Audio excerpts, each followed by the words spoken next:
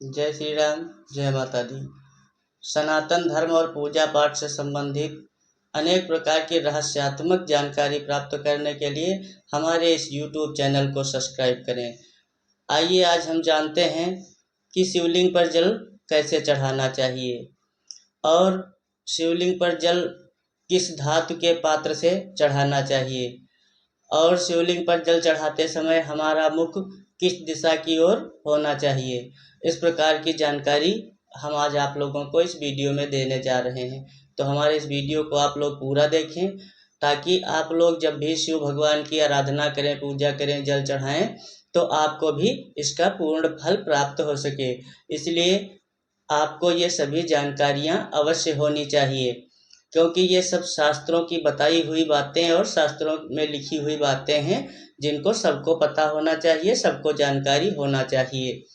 तो सर्वप्रथम हमको ये पता होना चाहिए कि भगवान भोले बाबा के शिवलिंग पर जल किस दिशा से और किस दिशा में मुख करके जल अर्पण करना चाहिए।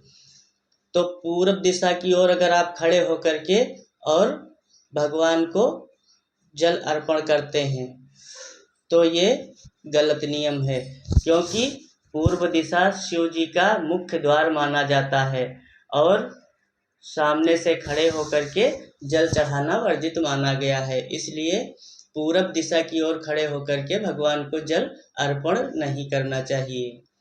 और अगर आप पश्चिम दिशा की ओर खड़े होकर के और पूर्व की ओर मुख करके जल अर्पण करते हैं तो ये भी नियम आपका गलत है, क्योंकि ये शिव भगवान का पृष्ठभाग माना जाता है और पीठ की ओर से अगर जल अर्पण किया जाता है तो ये भी गलत माना जाता है, वर्जित माना जाता है। ऐसा नहीं करना चाहिए।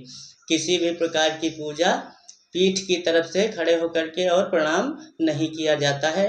इसलिए आप पश्चिम की दिशा से भी जल अर्पण नहीं कर सकते हैं।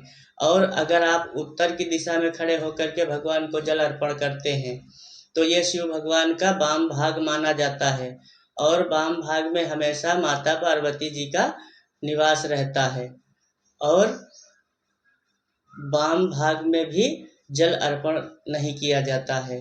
इसलिए अब बची चौथी दिशा जो कि दक्षिण दिशा है, तो ये दक्षिण दिशा में बैठ करके और जल अर्पण करना चाहिए। पूजा और ध्यान आराधना करनी चाहिए, बहुत ही फलदायी और लाभप्रद माना जाता है। तो जब भी आप भोले बाबा को जल अर्पण करें तो आप दक्षिण दिशा में बैठ करके और उत्तर की ओर मुख करके बाबा को जल अर्पण करें। इससे आपको विशेष फल प्राप्त होगा, क्योंकि बहुत से लोग हमेशा जल चढ़ाते रहते हैं, उसके बाद कहते हैं कि हमको जल चढ़ाने से कोई लाभ नहीं प्राप्त हुआ। तो अगर आप नियम से कोई कार्य नहीं करेंगे तो उसका पूर्ण फल आपको नहीं प्राप्त होगा। ऐसा नहीं है कि आपको कोई फल नहीं मिलेगा। आप अगर जल चढ़ाते हैं, आराधना करते हैं तो आपको फल तो अवश्य मिलेगा, लेकिन अगर आप नियम से अगर कोई आराधना करते हैं, पूजा करते हैं तो उसका विशेष लाभ आपको प्राप्त होगा। इसलिए सबको ये जानकारियां होना बहुत ज़रूरी है। अब किस पात्र से आपको जल अर्पण करना चाहिए, तो आपको चाहे चांदी का कोई पात्र हो या फिर तांबे का या कांसे का पात्र हो जिससे आपको जल अर्पण करना चाहिए।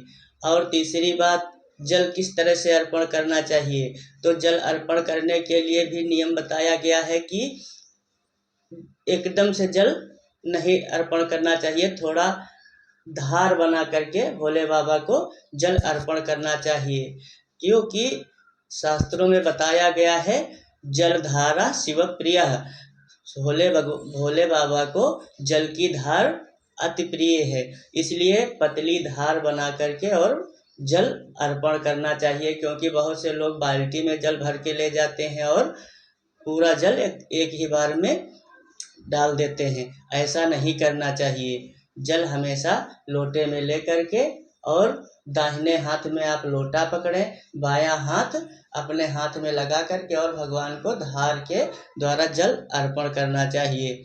जब भी आप जल अर्पण करें तो डायरेक्ट भोले बाबा के शिवलिंग पर जल अर्पण नहीं किया जाता है।